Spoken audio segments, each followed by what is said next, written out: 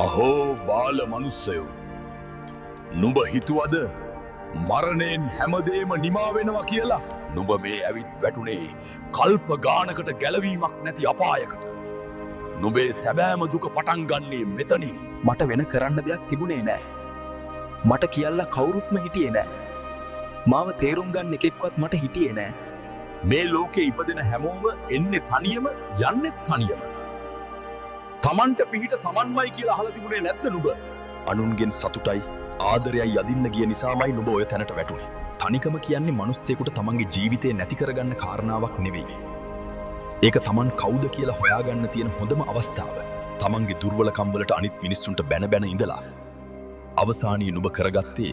ආත්ම ගානකට ගැලවීමක් නැති මහා පවක් ලේ කිරි කරලා පෝපු නුඹ වෙනුවෙන් දිවාරෑ දහඩිය හෙලපු ඒ අහිංසක අම්මා තාත්තා නුඹ නිසා අද කොච්චර ගින්නකද පිච්චෙන්නේ නුඹ හරි මිනිස්සුන්ව අඳුරගත්තේ නෑ නුඹ ආශ්‍රය කරන්න ගියේම නුඹව විනාශයට ඇදලා දාපු වැරදි මිනිස්සුන්වයි නුඹට හරි මඟ පෙන්වන්න පුළුවන් කල්යාණ මිත්‍රයෝ නුඹේ ඇස්මානේම ඉද්දී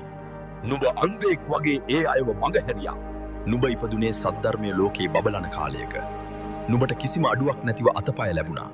හොඳින් හිතන්න පුළුවන් මනසක් ලැබුණා. බුදුරජාණන් වහන්සේ නමක් ලෝකෙට පහළ වෙලා ඒ උතුම් ශ්‍රී සද්ධර්මය තාමත් ඇහෙන කාලෙක ඉපදෙන්න නුඹ කොච්චර පින් කරලා තියෙන්නේ නැද්ද? ඒ ධර්මය ඇතුලෙන් නුඹේ ඔය ප්‍රශ්නවලට උත්තර හොයන්න නුඹ එක මොහොතක්වත් උත්සාහ කළාද? ප්‍රශ්න නැත්තේ කාටද බොල? ප්‍රශ්න වලින් පැනලා යන්න නෙවෙයි. ඒවා විසඳ ගන්න ඕනෑ තරම් මාර්ග ඒ ලෝකේ තිබුණා. උපතින්ම අතපය නැති ඇස් දෙකම අන්ධ දරුණු ලෙඩ රෝග හැදිලා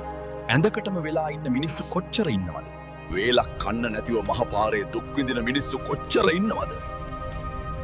ඒත් ඒ මිනිස්සු නුඹ වගේ පැනලා ආවද ඒ මිනිස්සු ඒ අඩුපාඩු ඒ දුක් කන්දරාව මැද්දෙම hina වෙලා ජීවිතයට මුහුණ දෙනවා වැටෙන සැරේට නැගිටලා ජීවිතේ ජය ගන්නවා මේ ලෝකේ කිසිම දෙයක් නැතිව පාරට වැටිලා හිටපු මිනිස්සු තමන්ගේ වීරයෙන් උත්සාහයෙන් ලෝකයක්ම දිනලා තියෙනවා නුඹේ ඔය ප්‍රශ්න ලෝකේ අනිත් මිනිස්සුන්ගේ දුක් කන්දරාව එක්ක බලද්දී පුංචි දූවිලි අංශුවක් විතරයි කල්ප ගානකින්වත් ලබා ගන්න බැරි ඒ උතුම් මනුස්ස සම්පත නුඹ මේ තරම් ලේසියෙන් අලු කරලා දැම්මා දැන් නුඹ ප්‍රමාදයි